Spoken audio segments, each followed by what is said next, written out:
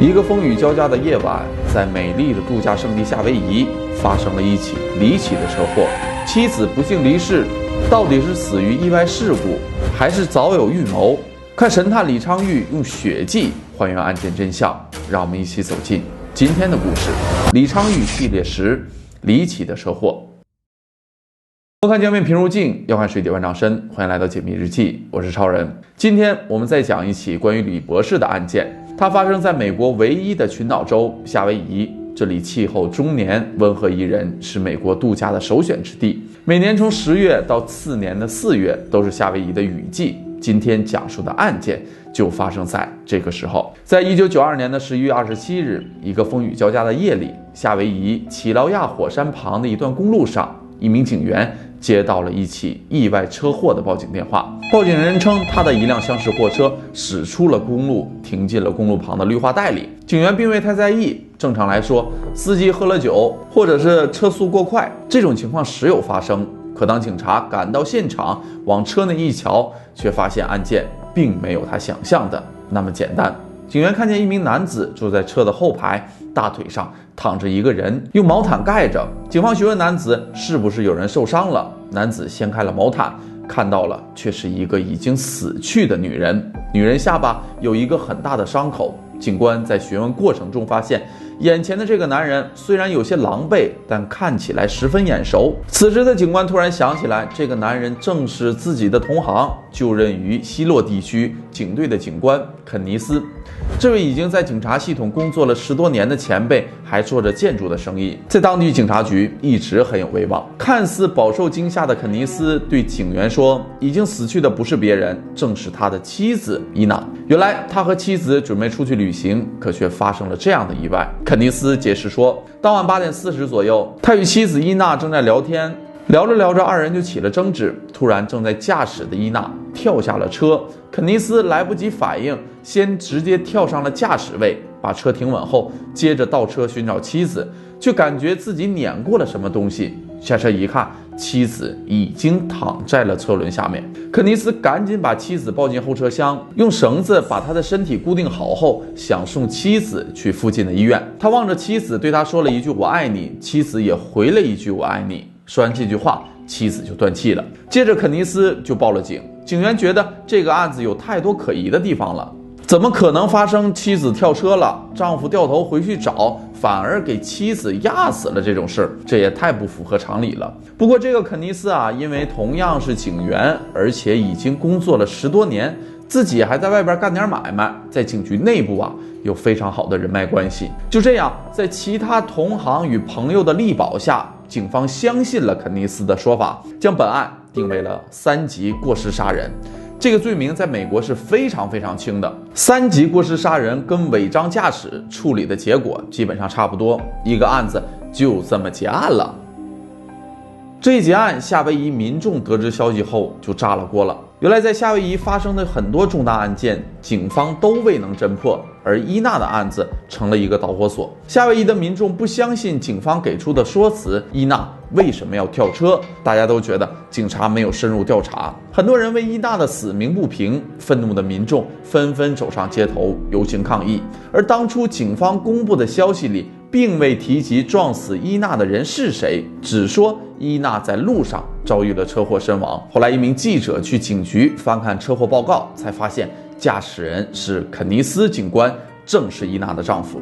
于是新闻媒体比警方早一步向民众公布了此消息，民众立即联想到警方是在包庇自家人。车祸采集的证据为什么不齐全？车外面采集的证据在哪儿？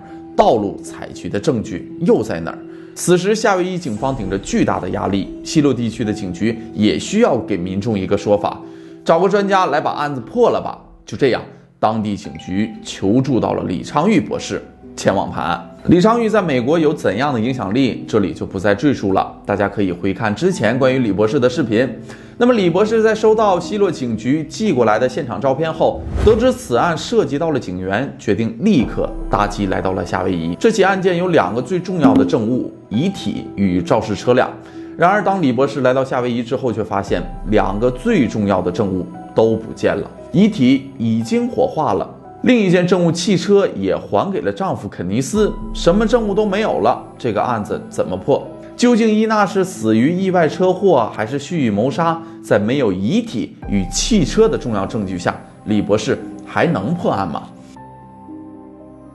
一个好消息，案件发生后，那辆厢式货车就停在了警局的停车场，因为当时领回汽车要支付$300的扣押费。肯尼斯没有把车开走，货车一直都在停车场，保存得很好。李博士对车子进行了长达10个小时的勘验。他先检查了汽车的外观，汽车外壳没有撞过人的痕迹，也没有发现毛发、皮肉、衣物纤维等组织。那么会不会真如肯尼斯所说，妻子跳车，他是不小心碾过去的呢？随后李博士就钻进了货车底盘下面，在车底发现了擦痕、毛发、皮肉等等。用单色相差手电筒从车子底盘下采集到了棕色物体，经鉴定，这是人类的血液，血型与伊娜一致。这表示车子在底盘接触过伊娜。如果只看这些证据，是可以证明肯尼斯没有说谎的。然而，李博士看完货车的外观与底盘后，在驾驶室内有了一系列非常重大的发现，这与肯尼斯的供词有着天壤之别。李博士刚一坐进驾驶座位，就看到独特的血迹形状。在检查这些血迹后，判断它们的形成原因，令李博士感到疑惑的是，仪表盘上沾有了100多滴血迹。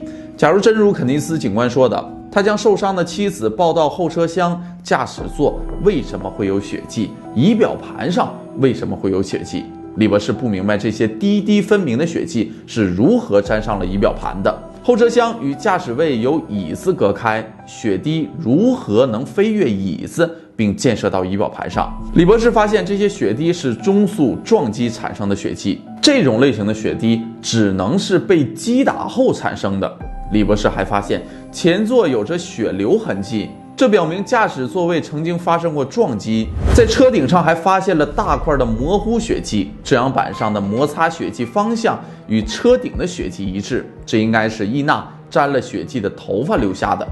头发是从左向右移动，也就是从外向内移动，显示了沾血头发摩擦车顶时的移动方向。除此之外，后车厢的车门留有模糊血迹与血滴，驾驶座车窗则有喷溅血痕迹。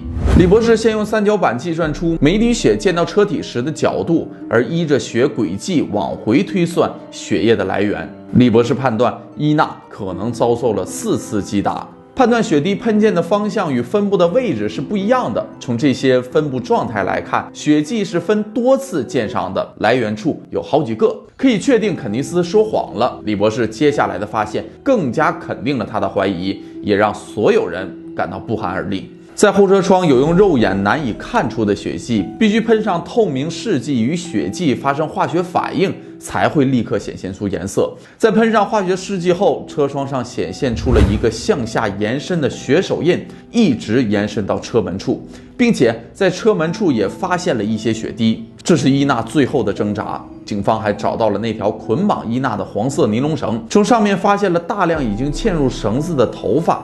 经鉴定，这些都属于伊娜，这些头发都是从中间扯断的。这表明当绳子缠上伊娜的头发时，它绷得很紧，这上面的头发是被人强力拉紧绳子后扯断的，并不是肯尼斯说的是要固定妻子的身体。将这些所有证据融合到一起，李博士将案发的经过完整的还原了出来。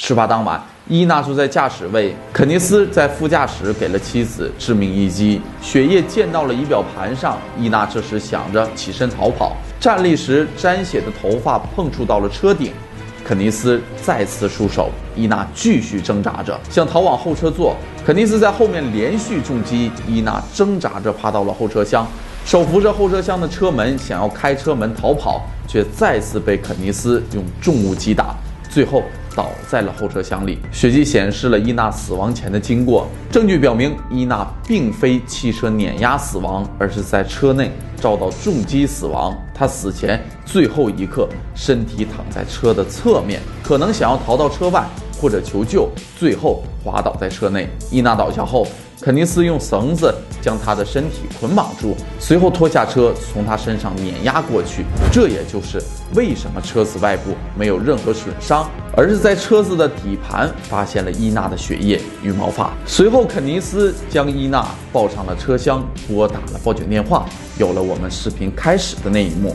案发经过被李博士完完全全的还原了，但还是不知道伊娜是被何种重物击打的。李博士在车门旁发现了20根断裂的头发，头发从中间整齐的碎裂，表示钝器击中了这里，将头发一分为二，同时破坏了头发纤维，将头发斩平。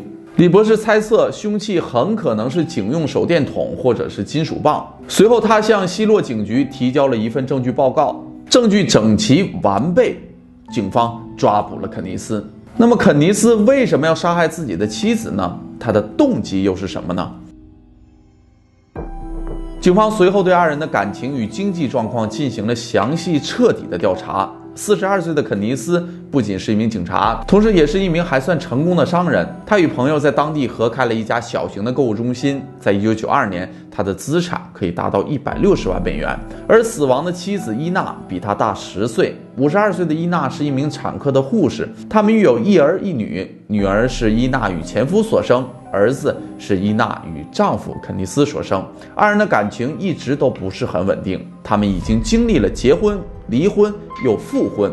有一个邻居向警方举报，称在案发1个月前，伊娜与肯尼斯在一个下着暴雨的夜晚发生了激烈的争吵，并从争吵升级到了大打出手。邻居曾看到伊娜从肯尼斯身边逃开，冲到大街上，肯尼斯开着车一路追赶妻子，险些撞到了伊娜。警方在调查肯尼斯与朋友合开的小型购物中心的账务时发现，肯尼斯已经欠下了80万美金的债务，并且就在事发前，肯尼斯给自己和妻子都购买了大量的人寿保险、意外死亡险。而保单关于保险金的规定是，如果妻子伊娜死亡，丈夫肯尼斯可以得到40万美元；如果他死于意外事故，肯尼斯将得到60万美元；如果妻子死于汽车类事故，肯尼斯将得到70万美元。高额的赔偿金使得肯尼斯拿起了屠刀，挥向了自己的枕边人。就这样，通过李昌钰博士科学的鉴识手段、严谨细致的鉴识技术，肯尼斯最终伏法。1993年11月22日，肯尼斯杀害妻子案开庭，12名陪审团一致认为肯尼斯犯有2级谋杀罪与绑架罪，被判处终身监禁。在这起案件中，我们不得不感慨，人类既复杂又简单。在我们一生中，目标与理想可能会变，但本性不会。如果我们能严格控制自己的欲望，即使身上仍然怀有那些相互冲突的需求，我们也能过上一种道德的生活。不幸的是，并非所有人都遵守着这些正确的原则。感到讽刺的是，肯尼斯将与许多被他送进监狱的人一起在狱中共度余生。好了，这就是本期解密日记的全部内容。喜欢的朋友记得点个关注，我是超人，我们下期再见，拜拜。